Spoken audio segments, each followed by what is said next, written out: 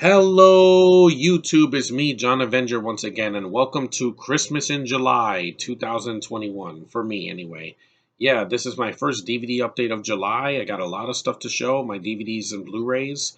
Got a lot of stuff, and I wanted to show it for you guys. So, my gift to you for being subscribers and viewers here on my channel since, January when I started this, when I started the my new Facebook and my new channel I started last year. So anyway, let's get to it. First, we got this kids movie that I got at the dollar store. It's a good one.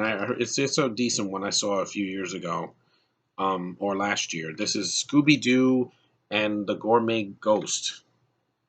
It's from a couple years ago. It came out in 2019, I believe, or 2018. Let me see. Does it say it? No, it doesn't say it, but this is a decent one. This was a lot better than the Sword and the Scoob. That one just was confusing and really bad. This one is a lot better because I saw it on cable on the Optimum cable, and it's got the good voice actors, not from like Scoob from last year, and it's pretty short. It's about 77 minutes long, and it is what it is. I'm gonna see this probably for Halloween this year because haven't seen it for a while. Next, I got this one. I love this movie. It's one of the best Nickelodeon movies of the 2000s. It's hilarious. It's a franchise that really should have ended after the second movie. I think when Hillenburg passed away a couple years ago, it should have stopped. I think Camp Coral's not needed, and the Patrick Show, I'm going to watch it, but just out of curiosity. But this is the original. We're gonna be men. We're gonna be men. The SpongeBob SquarePants movie, the first one, yeah, the classic. This movie's hilarious. It's one of the best animated films of 2004. Uh, I've seen it only once, but I remember it. I saw it on cable a long time ago, and I'm like, for a kids movie, it's very funny. Like some of the singing and the jokes, and a lot of it has aged really well. It's 87 minutes long. See, it's not 2 hours. It's great. I got this brand new factory seal for like $1 at a yard sale, and I was like, yeah, hell yeah, I want to get it. The first SpongeBob movie, still one of the best ones. SpongeBob is a classic cartoon now. It came out in '99 when I was in high school, when I started high school, and it's still going, and it's very funny. Like a lot of the old episodes really the comedies age very well. And yeah, I want to see this again. It's been a while, so that is a very funny movie. Next is a DC movie. This is one with these cute DC girls. You know how much I love these girls. Most of them, except for Harley Quinn. I don't like this version of Harley Quinn. This is DC Superhero Girls Legends of Atlantis. Yeah. This is the hand drawn, cute version of this DC Superhero Girls. You have Wonder Woman and Mira from the Aquaman movie. You got Batgirl and Supergirl, my favorite, Bumblebee and Zatanna, and it's underwater, so this should be cute. I like that Atlantis movie that the Justice League did a few years ago. 75 minutes long, very cute. Except for Harley Quinn, I don't like this version. You see this Hot Topic version of Harley Quinn, the red and blue. I don't get that. Where the hell did that come from? It's a stupid design. It's one of the worst designs Harley's ever had, in my opinion. She looks like she doesn't look like the court jester from the comics or from the animated series. I don't like that design. It looks stupid. She looks like a bad cheerleader.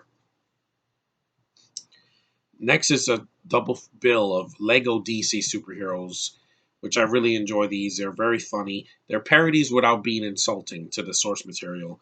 That is Justice League, Attack of Legion of Doom, and Justice League versus Bizarro League, which is very cute. It's very short though. It's about 45 minutes.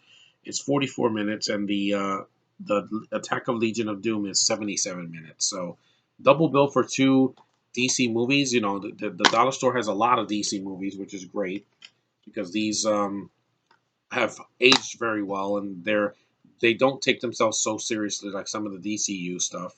And I'm gonna rewatch Attack of Legion again.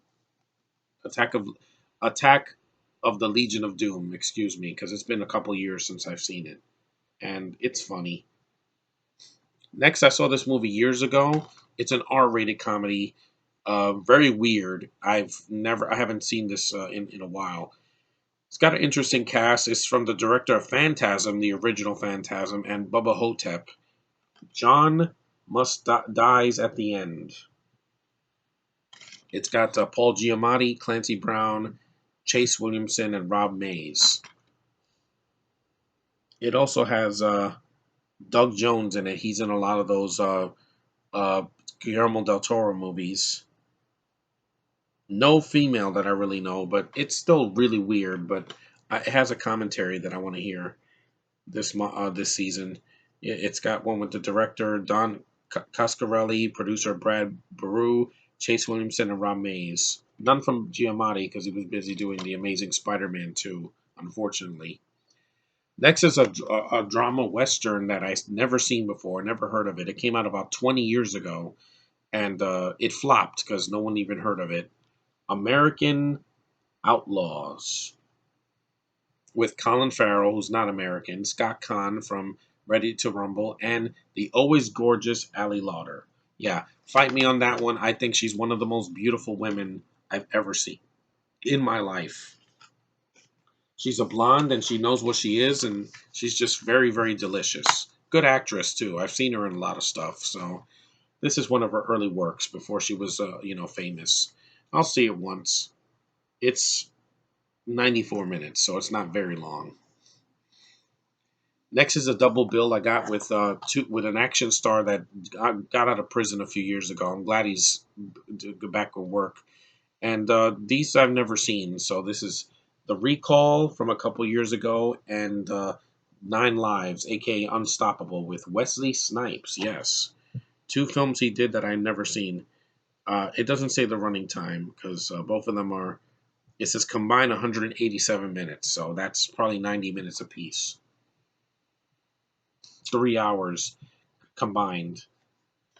It's two films, so I'm gonna give them a shot.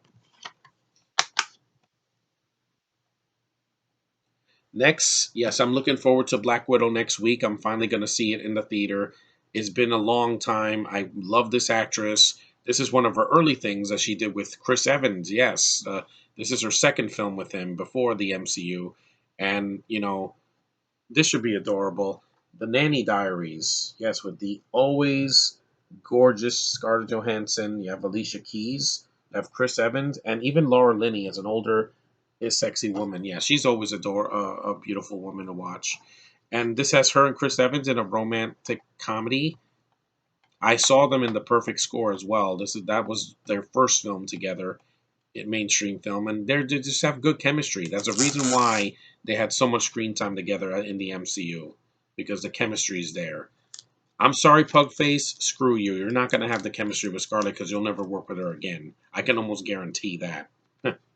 Because when they do like Young Avengers or Dark Avengers, she won't be around. So with you, sorry, but I'm just glad that I got this movie. It's kind of long. It's an hour and 40 minutes, I believe.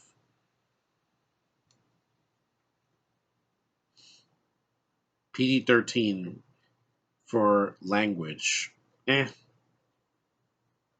Yeah, 104 minutes. So an hour and 44 minutes. Probably things that probably could be cut out of the film, but I want to see it. I love Scarlett. I think she's the most beautiful blonde actress I've ever seen. Okay, now to the Blu-rays. I got a huge stack here. Let's get to them. This one I know. Some of my choices are questionable.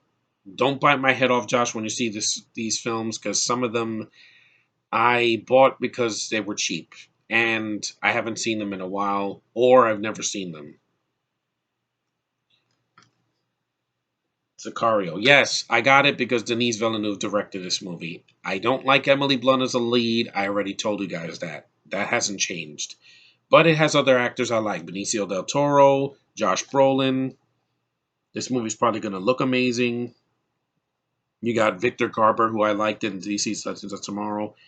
It's over 2 hours long, so take that for what you will. But guys, I'm not seeing this for the lead girl. I'm watching this because it's a Villeneuve movie. His movies look amazing, and the sequel he didn't direct, and Blunt's not in it. So let me guess, she dies at the end. Hopefully that'll be a plus for me because just not a fan of that actress at all. I don't know what it is. It's just she looks like a horse. I'm sorry. And there's a reason she was not in the MCU because give it up on the fan casting. She doesn't want to do it. Why? When she was denied Black Widow in 2010, that was her like off switch, and stay that way because I don't need you in the MCU anyway. Next is a movie done by that another director. This director I don't like, and people know because of all the rants I did on this guy when The Force Awakens came out. I don't like this director. I wish that he would stop putting lens flares in his movies. I only got this because it was cheap. It was $5 at Best Buy. And the first half of this movie is entertaining. The second half is just a remake of Wrath of Khan. Star Trek Into Darkness. Yes, I got it. It completes the trilogy of those Star Trek movies. The casting is mostly good. It's got a lot of action. Is it better than Force Awakens? Yes, but the second half is a remake. 2 hours and 10 minutes is too long. There's three things you could have cut out of this movie: the second half remake of Wrath of Khan, Alice Eve, and some side characters that don't do anything. That's the problem I have with the movie, and those damn lens flares. But I don't hate Chris Pine. I don't hate him as Kirk. He's not as good as Shatner, but he's not horrible. Quinto is a decent Spock. He's not gonna ever replace Leonard Nimoy, so we know that. But the one thing that they should have changed also is they should have made Benedict Cumberbatch another villain. Making him Khan was a mistake. He's not Ricardo Montalban. It's a great Doctor Strange, but as Khan, like he's like this John Lark or whatever his name, or John something. They should have never said that. Trying to keep his name a secret was stupid. Yeah, they should have just said he was Khan from the beginning, or just cast another actor that was tan like Ricardo Montalban. And it was a step down from the first one. The first movie, while it wasn't perfect, I hated the villain. I didn't like the lens flares. At least it was its own film in an alternate timeline, and it wasn't insulting to the show. I never saw the 60 show all the way through. I only seen the pilot, but I do like the Star Trek movies, even though this one has a lot of problems. Probably the most of the three. My favorite is Beyond of the three because Justin Lin directed that, not JJ, and it didn't have lens flares, and it's a nice fitting conclusion to that trilogy. So you have that. Next, I got this movie. It's a Dolph Lundgren movie. He's awesome. And Tony Jaa. No, it's not Monster Hunter. Skin Trade. Yes, this is a really fun movie from back in the 2010s. It also has the always delicious Selena Jade. Oh my God, that woman is gorgeous, guys. Think Maggie Q if she was Chinese and not Vietnamese. Just absolutely gorgeous. I can't help it, guys. Asian women are just the most gorgeous women I've ever seen. Some of them. You also have Michael Jai White in the movie, and Peter Weller, and Ron Perlman. So this has a kick-ass cast. If you've never seen this movie, I would recommend getting it. If you see it at the dollar store, grab it because it is very entertaining. It's very overlooked, and it's way better than the freaking Monster Hunter movie. Easily, I can say that without any doubt in my mind, because that movie was garbage, and the director always has to cast his wife because he has nepotism. But this is an entertaining movie, one of the better ones I got at the dollar store. Next, I got this on the Disney Movie Insiders. I got it with 600 points. Don't judge me. I only see this for Johnny Depp. Screw everybody else. Pirates of the Caribbean, Dead Man Tell No Tales. While this is a really flawed movie, it's entertaining because of Johnny Depp. Some decent action. It's shorter than the third one, but the rest of the cast I just don't care for. I'm sorry, guys. I do like whatchamacallit, what's his face? Barbosa, uh Jeffrey Rush, but he was forced into these movies after the second one. The second one he makes a cameo, which was worthless. The third one he's just there. The fourth one he's just there. Why was he in these movies after the first one? I don't know. Because people like this character so much because he was the best villain of of all the films. And these movies are what they are. If there's going to be a sixth one, just don't make it females of the Caribbean. I don't need to see Margot Robbie with a pirate patch, on a patch on her eye, an eye patch. It's just going to be stupid. Don't pander. Without Johnny Depp, this is not going to work. Sorry, even as weird as he talks and he's like this, he's the best things in these movies. He's the only reason why these movies have continued after three, because he's the only actor in all of them. Well, him, Barbosa, and the monkey, and Mr. Gibbs.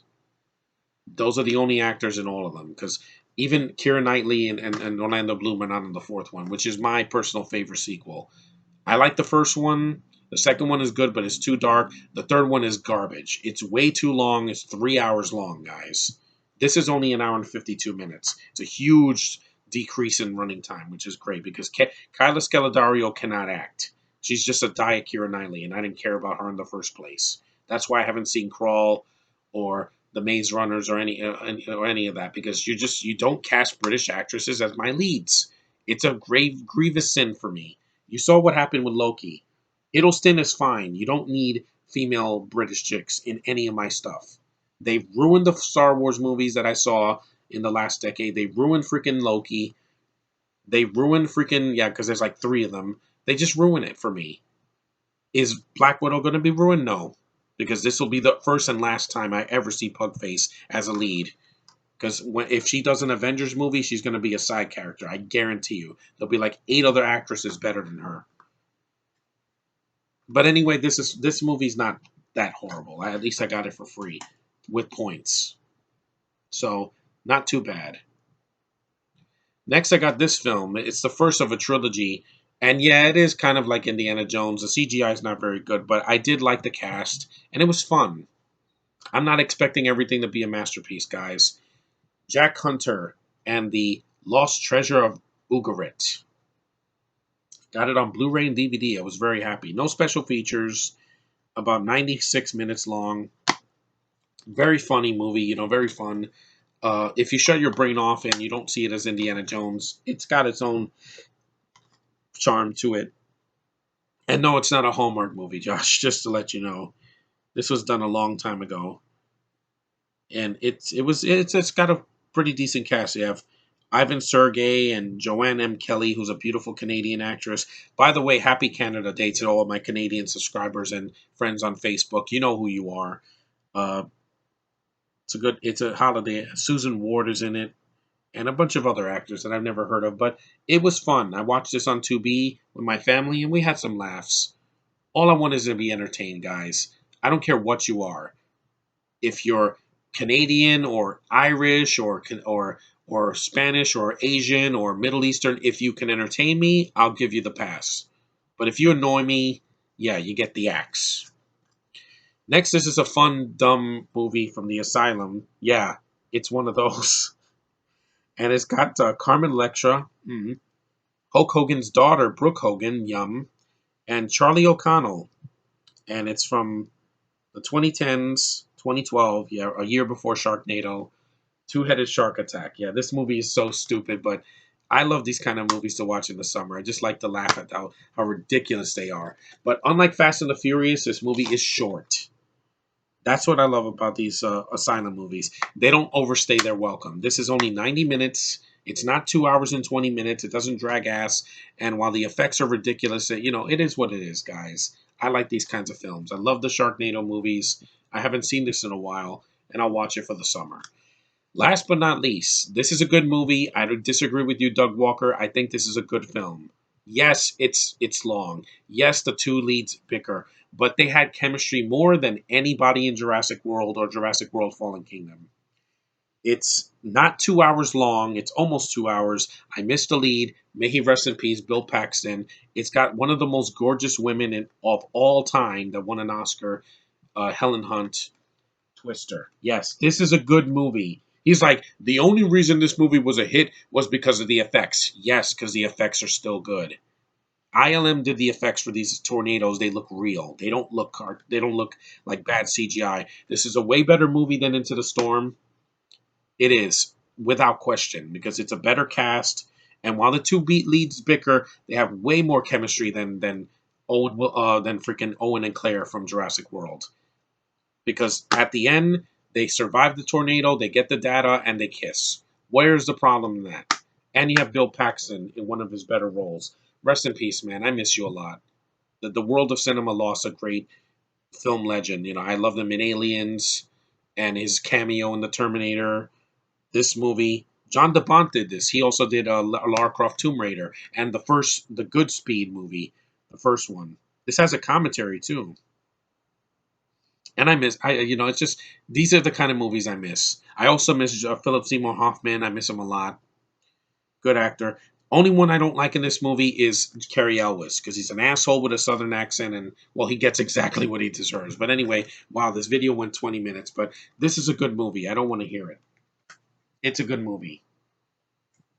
That's all my stuff, guys. A lot of things to see in the summer. Some I'm going to probably see in the fall because Halloween. And I got these for good deals. I got some. I like the thrill of the hunt to find movies at the dollar store, at the thrift shops, at Best Buy, at Target, wherever I can, because I love physical media. Because when the Wi-Fi goes out, I have a stack of stuff that I can see regardless that will not be affected.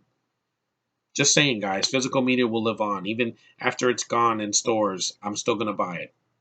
It's just the thrill of the hunt. A digital code sometimes just doesn't get me. It's not like here's a paper for a digital copy. It's not the same. I like to show what I got. It's great. Show, don't tell. But thanks, guys, for watching my videos. Thanks for sticking by me this half of the year because this year was not easy to get through. But we're here. It's July. Let's enjoy the summer. There's a lot of good movies coming out in the theater, a lot of stuff on streaming, and I have a lot of movies to watch on at home physically. So it's going to be a good summer, a lot better than last year. So I can almost guarantee that. Thanks for watching, guys, and take care.